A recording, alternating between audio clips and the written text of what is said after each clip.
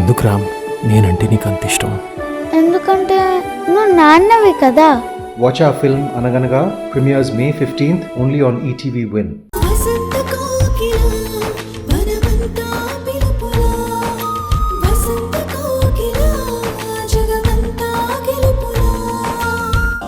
మీ అమ్మాయి ఆపరేషన్కి అయ్యే మొత్తం డబ్బు నేనే ఇస్తాను. నువ్వు డైరెక్ట్గా హాస్పిటల్కి వెళ్ళు. నేను మన మేనేజర్ని హాస్పిటల్కి పంపిస్తాను. అలాగే సార్, మీ మేలు ఈ జన్మలో మర్చిపోలేను. ఉంటాను సార్. అలాగే.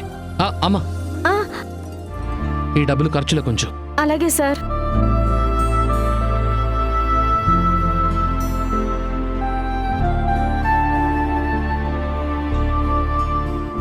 హలో రవిప్రకాష్. ఏంటమ్మా ఇలా జరిగింది? కావేరి, ఆకాష్ ఇప్పుడు చూడకపోయినా ఫోటో సంధ్య పర్సులోనే ఉంది కదా, తర్వాతైనా చూస్తాడు. మామయ్య కన్నా ముందు అత్త చూసి ఫోటో తీసేస్తే అప్పుడు ప్లాన్ మారుద్దాం. శతకోటి దరిద్రాలకి అనంతకోటి ఉపాయాలని. ఒక మనిషిని బాగు చేయడానికి కష్టపడాలి కానీ నాశనం చేయడం ఎంతసేపు?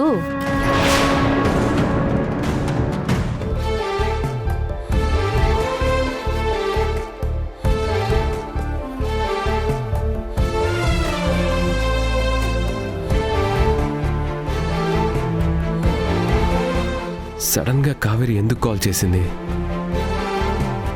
సంధ్య మీద ఇంకా కోపంతో మాట్లాడుతుందంటే తను ఇంటికి వచ్చినట్టు తెలిసిందా? నాతోనే ఇలా మాట్లాడుతుందంటే సంధ్యతో ఇంకా పెద్ద గొడవ పెట్టుకుందేమో.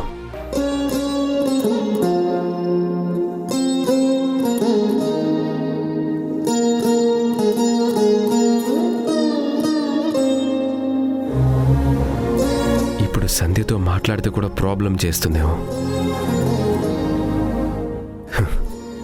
కావేరికి తాళి కట్టిన పాపానికి సంధ్యని బాధ పెడితే సారీ చెప్పాల్సిన బాధ్యత నాకుంది.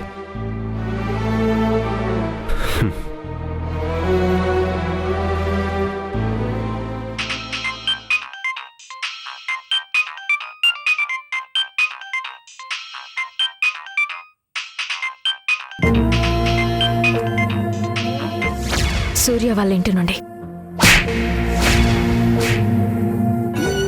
ఒకవేళ కావేరి గురించి తన నిర్ణయం మార్చుకున్నాడేమో, అది చెప్పడానికి ఫోన్ చేస్తున్నాడేమో.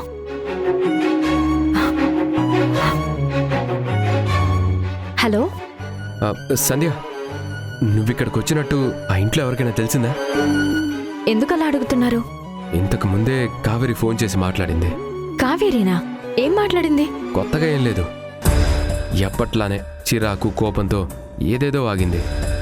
తనే ఫోన్ చేసింది కదా, నార్మల్గా మాట్లాడాలని ఎంత ప్రయత్నించినా కావేరి మాటల ముందు నా ఓపిక ప్రేమ చచ్చిపోయింది.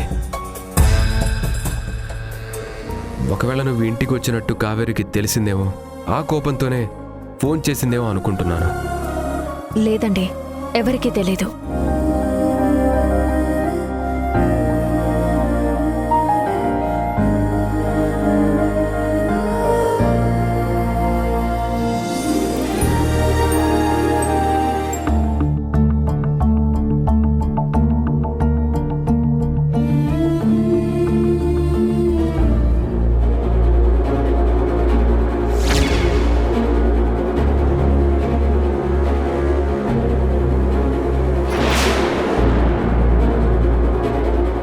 నాకిచ్చిన మాట గుర్తుంది కదా, అది మాత్రం మర్చిపోకుండా నిలబెట్టుకోండి. తప్పదు కదా, తాళి కట్టిన పాపానికి కష్టమైన నష్టమైన భరిస్తాను. భరించడం కాదు, బాధ్యతగా తీసుకుంటాను అనాలి. అదే ఏదో ఒకటి. సంధ్య, నేను కొత్తగా బిజినెస్ స్టార్ట్ చేయబోతున్నాను. దానికోసం ల్యాండ్ చూస్తున్నాను. లోన్ కూడా అప్లై చేశాను. అంతా అనుకున్నట్టు జరిగి బిజినెస్ స్టార్ట్ అయితే కావేరిని ఇంటికి తీసుకొచ్చేస్తాను. సరే.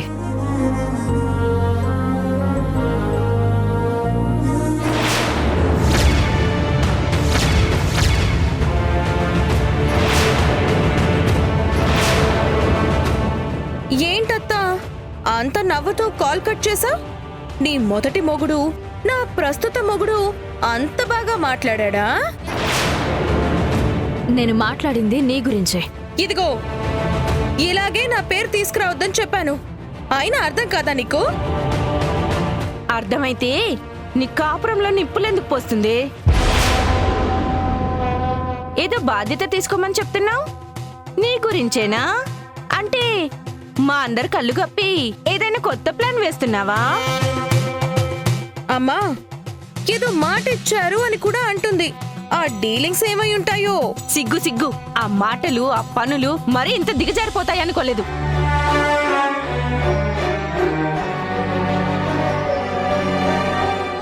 చూసావా అమ్మా, నా మొగుడు నేను కాల్ చేస్తే కస్సు బుస్సు అంటుంటాడు.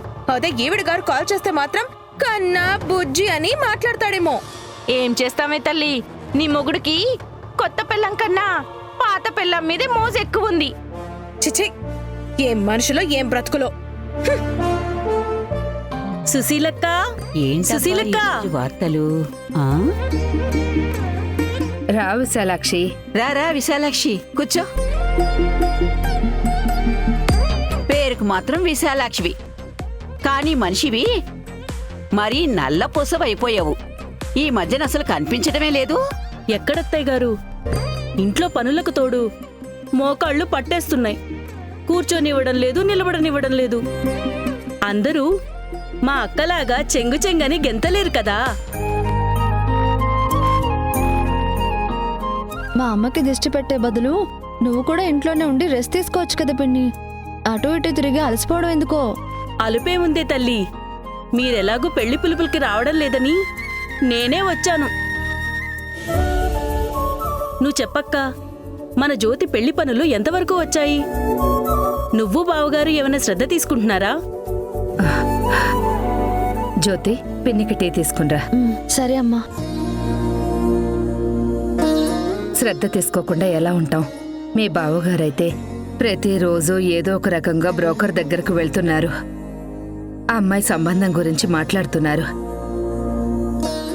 పెళ్లి చూపులకి బాగానే వస్తున్నారే, వచ్చిన తర్వాతే చిత్ర విచిత్రంగా మాట్లాడుతున్నారు.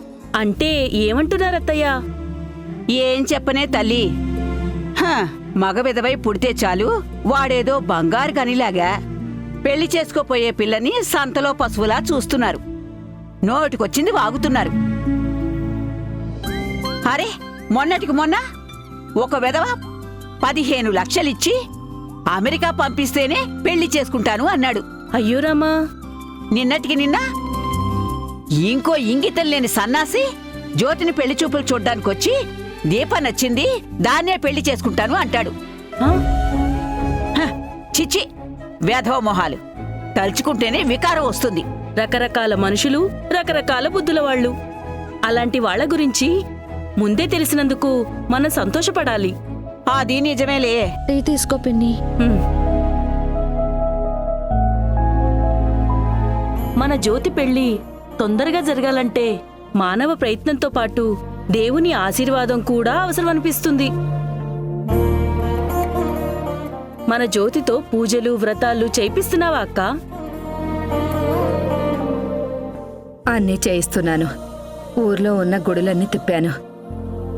ఎవరు ఏం పూజ చెప్పినా చేయించాను. ముడుపులు కట్టించాను. కనిపించిన ప్రతి దేవుడికి మొక్కుకున్నాను. కానీ ఏ దేవుడు మా మీద అనుగ్రహం చూపించడం లేదు. నా కూతురికి పెళ్లి యోగం ఎప్పుడో తెలియడం లేదు.